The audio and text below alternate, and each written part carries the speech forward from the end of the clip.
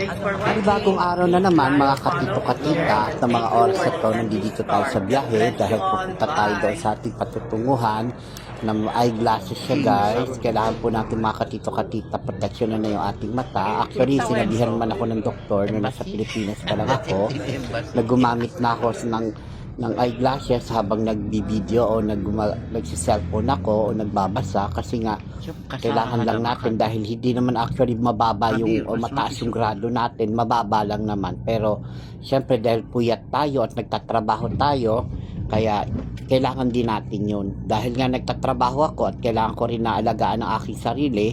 Kaya ang ginawa ko, pupunta na lang kami doon sa alam ng aming HR o nung nagtatrabaho sa kumpanya kung saan yung pwedeng makakakuha ng affordable. May doktor na rin kasi doon, lahat sila na magche-check up. Although may kamahalan naman at dahil nga may discounted at super affordable, kaya pupuntahan natin ng mga oras na to.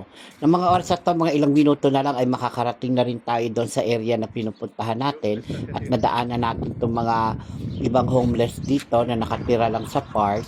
Actually, itong park na to medyo malamig siya at malinis at maayos at meron na rin siyang tubig at marami ritong mga palapate. Kaya pag dito ka natulog, napaka-presko. Actually, hindi naman sila homeless. Mga ano rin niya, mga siguro nagtatrabaho sila habang break time. Kaya yan, diyan sila natutulog. Diyan sila natutulog at malamig yung paligid. Isipin nyo na sa disyerto tayo pero ang lamig ng park dito. Kasi palibasa alaga nga siya sa tubig, alaga din talaga siya sa dilig, kaya ganun siya ka-fresh. At ng mga oras na to, naglalakad na lang tayo dahil yung dadaanan natin na papunta mismo doon sa lugar na pupuntahan natin ay ginagawa yung daanan, yung highway nakasara. Kaya nga may sales din yung pupuntahan namin na clinic para sa mga eyeglasses kasi nakasara yung ang highway nila. Kaya ang ginawa nila, para dumami yung customer nila, nagpromo sila at nagbagsak presyo. Kaya samantalahin na lang natin habang mababa pa yung presyo.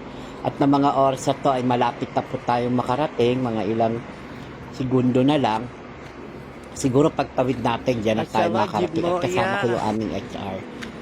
Kaya malapit lang din at siya kasi ang nakakaalam eh. At na mga oras na to ay papasok na tayo dito mismo sa pinaka-clinic o hospital na magsusukat ng aking mata. O actually, nasukat naman din yung aking mata nung nasa Pilipinas pa lang tayo, yung nag-medical tayo. Kaya lang, kailangan lang siguro ulit-ulitin para masukat nila yung tamang sukat para sa kanila naman. Kasi mababa lang naman yung grado na binigay. At ng mga oras na to ay nakausap na natin, binigyan tayo ng insurance. Yung insurance na yan, halos lifetime na rin siya. Kung sakaling magpapacheck ka dito o papalitan yung grado, wag mo lang basagin. Kung babasagin o may aksidente hanggat may warranty, pwede nilang palitan. Walang problema. Ganito kaganda sa Saudi Arabia.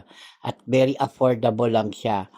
At original. Hindi katulad sa atin, sobrang nipis yung binigay sa akin ng doktor sa Pilipinas. Although mura lang, pero madali lang talaga siya. Baka isang upo mo lang basag na. Dito kasi natitiklop lahat at nayuyupi.